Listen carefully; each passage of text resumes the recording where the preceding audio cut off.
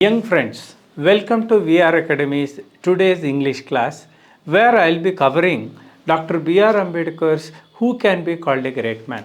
This is a part of Bangalore University's first semester BCom English syllabus. In this essay, Dr. B.R. Ambedkar, who is also the father of our constitution, who was very instrumental in bringing up the cause of the Dalits and the minorities and in India, he has given a very wonderful thought on the idea who can called be a great man. Because in the terms of history, in the terms of human civilization, in the long story of human civilization, we have seen many people who will be called great. But what is that essence with which we can confer the title that this gentleman or a lady is great? So, basically, he will point out that three qualities are necessary. One is the sincerity, the other is the intellect, and the final one, willingness to serve the society in the hours of crisis. He develops the essay in a very technical manner. He starts from the physical valor. The personality to be called great should be of three values. What is the personality? It is the sum total of a human being. So, which are the three basic dimensions? One is the physical dimension, the physical form. The second one is the intellectual form, the mental ability. And the third one is the spiritual ability.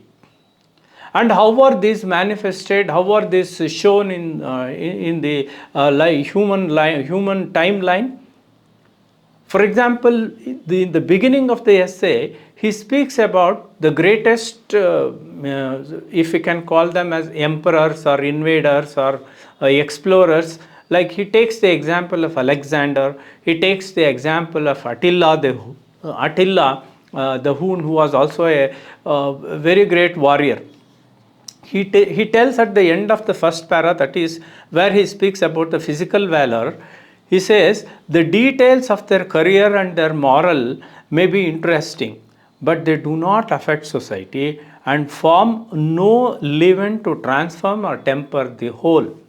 That means the impact of this physical strength and the so-called emperor quality is time limited. It's limited to a certain time. Once Alexander wins almost all part of the world, he vanishes. Very rarely we remember. That's the only value that can be associated with Alexander, his physical strength. But is that all that we can call him great? No. So he presents why we cannot call him great. He brings in another thinker, Carlyle, who is a great historian. He quotes Carlyle, but of great men especially, of him I will venture to assert that it is incredible he should have been another other than true. It seems to me the primary foundation of him, this no man adequate to do anything, but is first of all in right earnest about it. At the end he says, I should say sincerity, a deep, great, genuine sincerity is the first characteristic of all men in any way of being heroic. Heroism is not invading land. Heroism is not suppressing the subjects. Heroism, he says, it should come with genuine sincerity. That is the first value or the first quality he associates for being great. At the end he says, quoting Carlyle, I should say sincerity, a deep, great, genuine sincerity is the first characteristic of all men in any way heroic. That means physical valor doesn't stand for long and doesn't stand the test of time, but genuine sincerity is what matters. So this is the first quality that he associates with being a person called great. Now let us explore what is Dr. Ambedkar's take on The second quality of being a person to be called as great. For this, just to recall the memory of the learners, I am telling the first example, the first historian he quoted was Carlyle. The second gentleman he is trying to quote is Lord Rosebery. He is a British diplomat and thinker. He says, quoting Rosebery, he quotes, if by great be intended the combination of moral qualities with those of intellect, greatly he certainly was not. But that he was great in the sense of being extraordinary and supreme. He is now pointing out at the Napoleon Bonaparte, because Napoleon Bonaparte has been quoted as the great person, great personality.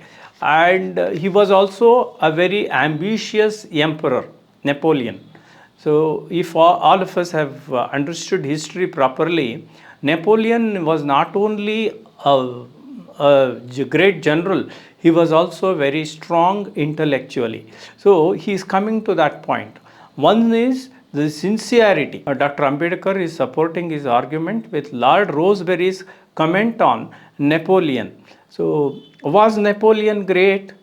Rosebery questions. Then answers in the same, in his own language. If greatness stands for natural power, for predominance, for something human behind humanity, then Napoleon was assuredly great. He represents, remember this sentence, he represents a combination of intellect and energy. So that is Rosebery's words. So this is the second test which Ambedkar wants all the great men to pass, whether he is sincerely genuine. Second point, whether he is intellectually strong, whether he has got that intellect. The third and the final point that Dr. Ambedkar puts across to certify or to qualify a gentleman to be great is whether he has been born to cleanse society and lead it on to the right path. So that is where we need to think over. We can find people who are genuinely sincere, then they are great intellectuals, but do they have that inner cause? In the initial part itself, I have mentioned physical, mental, and the spiritual, or the inner, what we call as the inner strength of being a real human being. So what do you mean by that? Your heart must bleed for the poor. Your heart must bleed for the downtrodden. You have to feel for them. You have to feel guilty if you see such a person in the society. That is what Ambedkar is pointing out. You have to feel that responsibility of being born to cleanse this society. I am telling, and one more important point we have to mention here is that there is a difference between reformation and service. There is a difference between reformation and service. Reformation has an end cause in its core, but service has the spiritual love behind it. So what Ambedkar ji points here is, without the combination of sincerity and intellect, no man can be great. That is one point. Second point is that he must be motivated by the dynamics of a social purpose. I am quoting from the lesson.